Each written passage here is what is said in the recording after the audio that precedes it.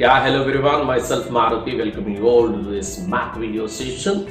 In this video, I'm going to deal with the trigonometry sums. Obviously, it's a tricky part, but if you apply logics and think in a practical and approachable way, obviously you can get it. So how to approach the answer from the question? I will give you a few logics, you just follow that. So the question is here, 1 plus secant a by secant a, he needs the answer as sine square a by 1 minus cos a. I repeat, 1 plus secant a by secant a is equal to sine square a by 1 minus cos a. Now, what's there in the question and what's there in the answer? That is what we are supposed to think on. So, what are the trig ratios present in the question? Only one trig ratio, it's nothing but secant a.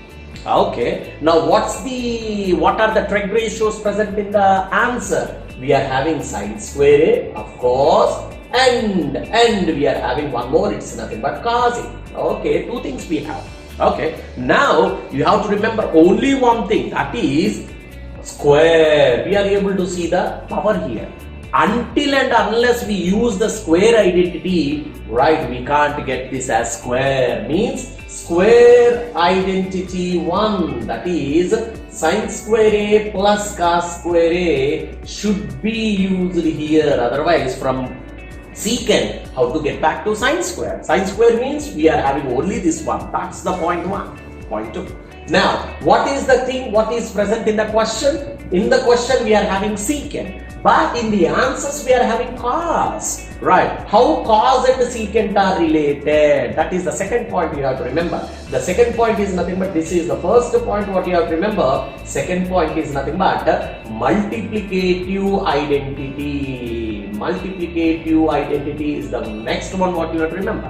Why? Because cos and secant, the relations are secant theta into cos theta is equal to 1. These are the two things what we are going to use in this sum. Right? Point 1 is until and unless you use this formula, we can't get sine square. Point 1. Next one, how to convert sec to cos by using the multiplicative identity secant theta into cos theta is equal to 1. Of course, by this what we are able to get? Secant theta is equal to 1 by cos. This is the relation we have to work on. This is the meaning of this one. Means wherever you find secant, substitute 1 by cos. That is the meaning there. So, are you able to see question secant? Yes. Now, let's go here.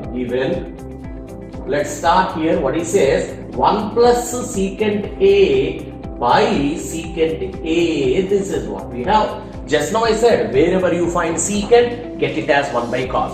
Why to get that as 1 by cos means? Why? Because in the answer we are having in terms of sine and cos. So that is the only way. We don't have secants in the answer. Therefore, we have to start in that direction to reach the answer. So 1 plus, wherever you get the secant, I am converting it as cos theta. Here also it is nothing but 1 by cos theta. How did you get that? Simply write it down from identity 1, or we can call it as 2, that is secant theta into cos theta is equal to 1. With the help of this identity, I have transposed it. Okay, now go for normal mathematics, that is try to take LCM there. So if this is the main line, if numerator denominator plus or minus, we take LCM. Here the LCM is cos theta. Now there is no one in the denominator, it's nothing but 1. 1 goes in cos times cos 1s are, it's nothing but 1 plus, right, 1 goes in cos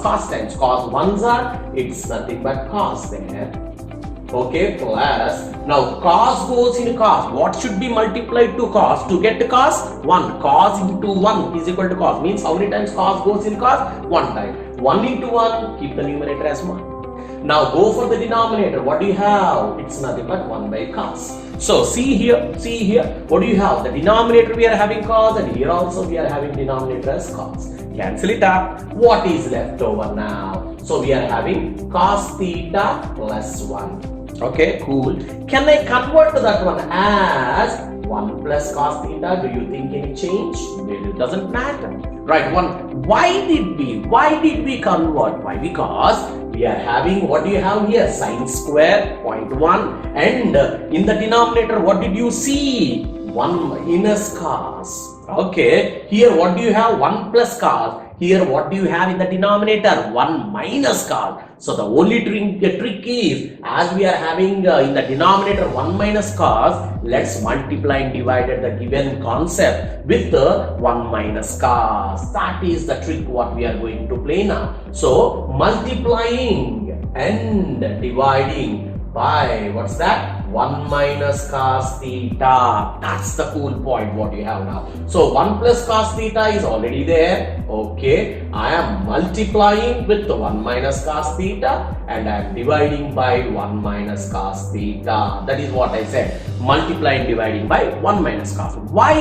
Why did you get? Means in the denominator what did you observe? 1 minus cos 0.1, and in the numerator what did you observe? Sine square theta. How can we get sine square theta? Just now I said we have to use a square identity, right? How we will get the sine square? How we will get the sine square? Sine square is nothing but 1 minus cos square. Right? If you find 1 minus cos square, then you can write in the place of that sine square. How can you get 1 minus cos square? By using the formula a plus b into a minus b, which is nothing but a square minus b square. If it is in the form of a plus b into a minus b, then I can write it as a square minus b square. Now if you observe, see here, a plus b into a minus b. So if it is in the form of a plus b into a minus b, can I write it as a square minus b square? Yes. Now I am writing that. See here, in the denominator, cool as we want. As we want 1 minus cos, I got it. Now in the numerator, I got it as 1 plus cos theta into 1 minus cos theta. Just now I said to you, what is that? A square, right? A plus b into a minus b is equal to a square minus b square. By applying that formula there, can I convert it as 1 square minus cos theta whole square divided by obviously 1 minus cos theta. Okay, now what is 1 square there? Okay, what is 1 square? Can I write 1 square as nothing but 1 minus cos square theta? Yes, cos square theta by, what do you have? 1 minus cos theta. Is it cool? Now, just now I said to you, 1 minus cos square theta is equal to how much? Sine square. According to what? Square identity 1. Therefore, sine square theta by 1 minus cos theta from where you said? Square identity 1. What is the square identity? Sine square theta plus cos square theta was 1. How much you got? Sine square theta plus by 1 minus cos. Therefore, 1 plus secant A by secant A is equal to sine square theta or sine square A by 1 minus cos A. Hence, we have achieved the answer what we have to.